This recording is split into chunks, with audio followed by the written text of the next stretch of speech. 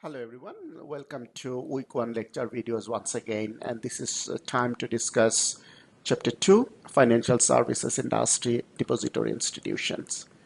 In the Australian financial system, there are three types of depository institutions operate. Those are the commercial banks, building societies, and credit unions. In this chapter, we will be mostly talking about banks. One point we need to understand that depository institutions, they are called depository institutions because they are authorized to take deposits from depositors, and also deposits contribute to the majority of their funding sources.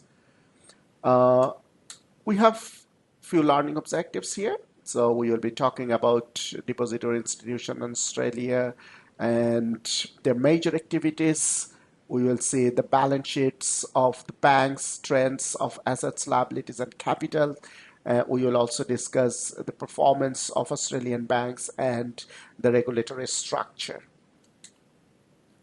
So this table provides a comparative picture of the services provided by the financial institutions in Australian market between 1950 and 2015. You can see in 2015 that the depository institutions typically provided the banking services, though their services means lending and deposits, whereas they didn't provide underwriting or insurance the type of services. However, in 2015, you can see that depository institutions are essentially, although they are depository institutions, but they are full service financial institutions. So they provide banking, underwriting, insurance services. Compared to other financial institutions, you also can see that they are now providing a wide range of services compared to the services that they used to provide in 1950s. Now some key trends about the Australian banks.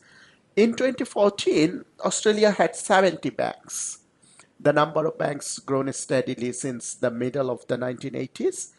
At the beginning of 1985, there were 13 banks, whereas as I already indicated, then in 2014, Australia had 70 banks. Now, what contributed to this? First of all is the deregulation of the industry, and also a relaxation of the bank entry requirements essentially contributed to this. Liberalization of the conditions on foreign bank entry by financial regulations, which allowed foreign banks to operate as a branch or a subsidiary, led to a growing number of foreign banks entering the Australian market since the 1980s. In 1984, there were only 2 foreign banks operating in Australian market, whereas in 2014, the number of foreign banks were 46. Further, changes in the regulatory regime for the non-banks depository institutions in the late 1990s subjected non-bank depository institutions to the same capital requirements as banks, making it attractive for some building societies to seek banking authorities. So they also started providing banking services. This table shows the concentration of the banking industry in Australia. And you can see in 2014, July 2014, the total asset held by all Australian banks were 2,981,445 million, and the 4 major banks held about 80% of the total asset of the entire banking system. So 4 major banks are Commonwealth Bank, National Australia Bank, Westpac Bank, and Australia New Zealand Bank.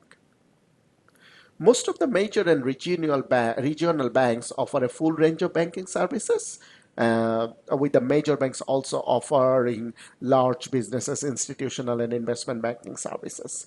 Foreign banks have tended to focus on the provision of commercial and investment banking services to corporate clients, and most do not engage in retail banking.